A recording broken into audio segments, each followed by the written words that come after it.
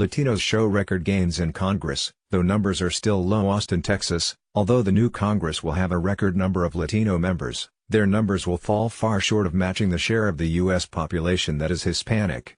When the 116th congressional session begins in January, there will be at least 36 Latinos in the House and 4 in the Senate, according to the National Association of Latino Elected and Appointed Officials Educational Fund.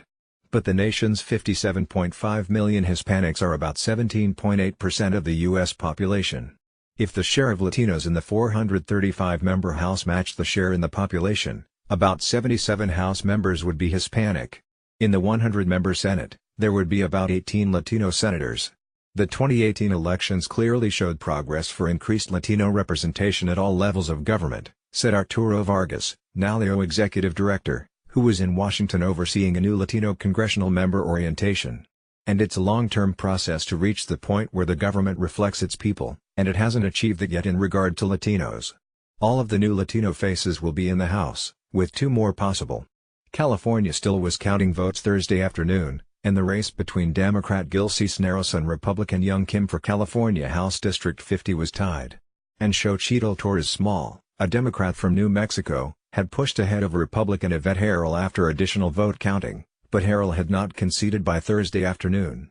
Latinos are the nation's largest minority group in the country, and the population should register even larger in the 2020 census.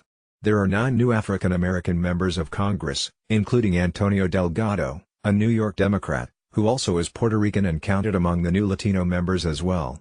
That pushes the total black congressional members, including senators, to at least 55. Possibly more depending on the pending outcome of 2 other races. African Americans are 12% of the U.S. population.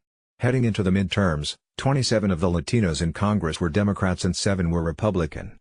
Democrats had a net gain of 5 Latinos while Republicans had a net loss of 2, totaling 32 Latino Democrats and 5 Republicans in the House in 2019. Florida lost 2 Republican Latinos, Reps. Eleanor Oz-Lehtinen, who is retiring at the end of the year, and Carlos Curbelo, who lost his race to Debbie Murkisel Powell, a Latina of Ecuadorian descent. In Idaho lost Representative Raul Labrador, a Republican, who ran for governor and lost in the primary. The Democrats lost a Latino in Nevada, Representative Ruben Kihuen, who chose not to run for re-election after facing sexual harassment allegations. But Democrats gained 2 more Latinos in New York, Delgado and Alexandria Ocasio-Cortez, who is the youngest member ever elected to the House, and 2 Latinas in Texas, Veronica Escobar, and Sylvia Garcia, who are the first Latinas elected to represent Texas in the House. California added another Latino to its House delegation after Mike Levin, who is Mexican-American, won his race in California. Republicans made history with the election of Republican Anthony Gonzalez, who is of Cuban descent and the first Hispanic elected to Congress from Ohio. The other new face is Jesus Chuy Garcia of Illinois, who is taking over for Representative Luis Gutierrez, who is of Puerto Rican descent and is retiring. Garcia is the first Mexican-American to represent Illinois in Congress. Although no new Latinos were added to the Senate, a Latina will oversee their efforts to expand the Democratic presence in the chamber. Minority Leader Chuck Schumer, DNY, named Senator Catherine Cortez Masto, Democrat Nevada, as the new chairwoman of the Democratic Senatorial Campaign Committee for 2020 elections when 33 senators will be up for election. Cortez Masto is the first Latina to serve in that position. The 116th Congress begins in January with Democrats in charge of the House and Republicans in control of the Senate. In state legislatures, the number of Latinos serving in state senates will fall by 2, to 80, although there is potential to add some seats if Latinos are elected to replace state lawmakers who are elected to Congress, according to an analysis by NALEO. The number of Latinos in state houses will fall by 1 to 246, but that could go back up if Sabrina Cervantes wins in a California assembly race still pending. Latinos will hold 1 more state office after this year's election for a total of 14, with many of its gains made in New Mexico.